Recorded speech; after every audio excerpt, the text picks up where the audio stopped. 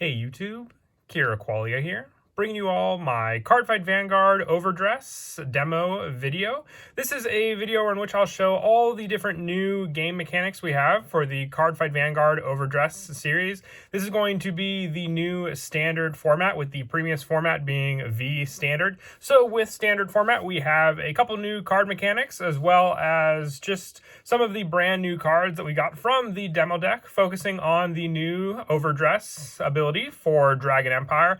This is an ability that focuses on basically changing some of your units you have on the field into different units by placing that unit on top of another unit. I want to show this game aspect and also some of the other changes that will be part of the new format, just in case some of you are still wondering how to play in this new card game, basically, since we're basically starting from the beginning with Cardfight Vanguard with 5 new nations and all these new different cards. I might do additional tutorials for some of the other nations when we get their cards as well. But for now, since all we have are the demo decks for Dragon Empire, I figured starting with Overdress would be the easiest way to go about it. So for those who don't know, we have our Vanguard on our Vanguard circle. And if you were to have, at first, this is the only unit we have, which is Trickstar on any of the open rearguard circles. And you have one of the units that specify Overdress in your hand, and it'll say what unit you can Overdress with. And currently all we have for Overdress is Trickstar. So if you have this card in your hand to perform an Overdress, you just place this card, and it's basically just like a normal call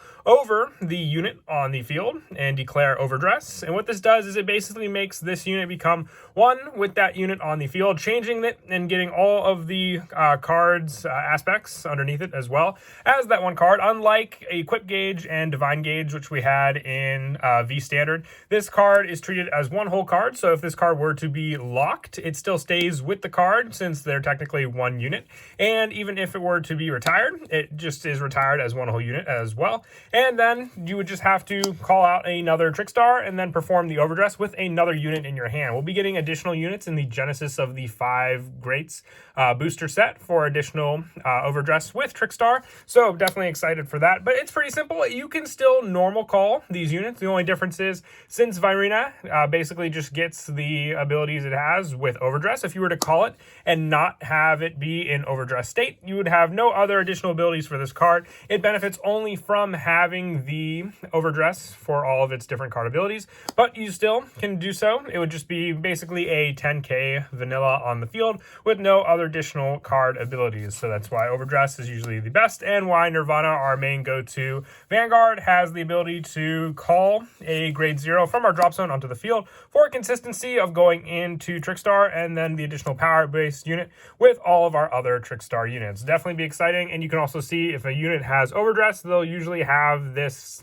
sort of like digital border around them. That's what they'll be showing to simplify our Overdress units and showcase that this is Overdress, compared to other normal units that won't have the border on them. But very, very simple, especially with these demo decks. They show that you can just Overdress very easily and then benefit from those plays using these cards on the field. And there's no limit to how many times you can Overdress in a turn. If you have the other Trickstar in your hand and you have Virina as well, you can just perform another Overdress on this card also and benefit from Nirvana being able to give +10 to all of the different units on the field. Now, some of the other plays that I wanted to go over in the video as well. Now, with the new grade 3s, we no longer have Imaginary Gift in the game. We have what's called now a Persona Ride.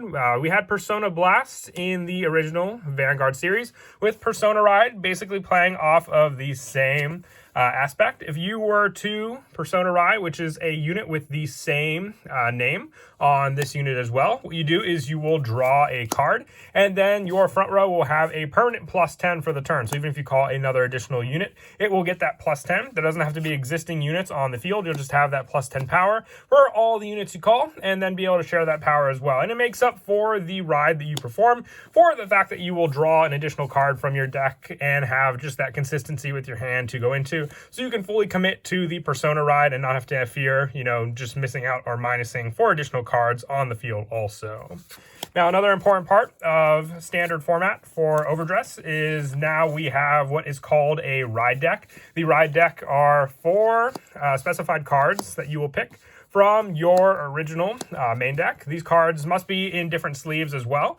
And what you have in Vanguard is normally a deck of 50 cards. So you will take these 4 cards from that deck. So when you start the game with your main deck here, you'll have 46 cards in total, because the other 4 cards will be in the start deck. And then these are placed separately outside of the deck, outside of the game here. So they'll basically just be next to the deck. Easiest way to show your opponent that you have the ride deck. And normally you'll start with your starter, since that is what you and your opponent will both have as well. And then the additional 3 cards will remain in the ride deck, and you will draw 5 cards from your hand. I just have them all piled shuffle here, but same numbers here. And if you don't have the proper ride target to go into at the start of your turn, you'll simply discard the card from your hand and then pick the specified grade you need from your ride deck, and then perform the ride like this. This is to basically go about not having to G-assist anymore, finding inconsistency. Everyone should be able to ride properly with the proper units onto the units on the field as well. So then you can just do it again next turn after you stand and draw,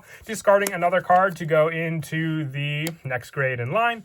And then once again, when your turn comes around again for the discard and going into your final card in the ride deck. Another important thing, like I said, is to make sure that all the cards in the ride deck are different color sleeves than your actual main deck, just to clarify that you have these cards out of the deck. So when you go into your second game, or even just starting a new game against your opponent. And also with these decks as well, we have options for other cards for the Persona ride in the deck as well. Just remember, if you have another grade 3 that shares in the Persona ride skill, if you were to call out another grade 3 from your hand and ride onto this card, that does not count as a Persona ride, since once again, just like Persona Blast, it has to be a unit with the same name. So riding over Nirvana with Inferno Sword will not trigger a Persona ride, but if you were to next turn again ride into another Inferno Sword, that will trigger the Persona ride, allowing you to draw a card from your deck, and then having all of the other units you call onto the field give the plus power to the front row. Now, the last thing I want to discuss as well in the video, just as one of the final changes into the game, is the over trigger. This is a new trigger that we will have with all of the new start decks. And basically what an over trigger specifies is that you may only have 1 in a deck. So normally trigger lineups will be involved with still the normal play sets of 4. There'll just be maybe 1 trigger lineup that is lacking the 1 to make a spot for the over trigger in the deck. And the over trigger specifies that you can only have 1 in a deck. When revealed as a trigger, you remove that card and then draw a card and choose one of your units, and it gets basically 100 million power until end, and then additional power if you revealed it as a drive check. So normally this will only be the 100 million, but if you drive check it, so you have the additional card ability, which will vary depending on the nation over trigger you have.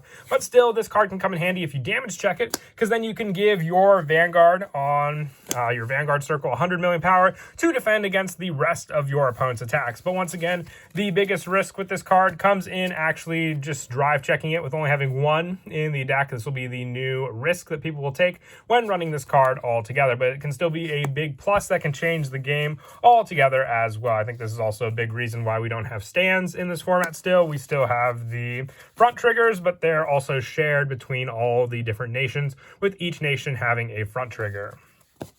As for those plays, those are the big changes for the Cardfight Vanguard Overdress. Once again, Vanguard standard format. I might do some more of these tutorial videos with some of the other card abilities we'll be getting for some of the other nations. But once again, Overdress is a pretty popular one at the time being. So just wanted to show everyone the basic tutorial for how to perform Overdress, along with, like I said, some of the other changes to the game as well.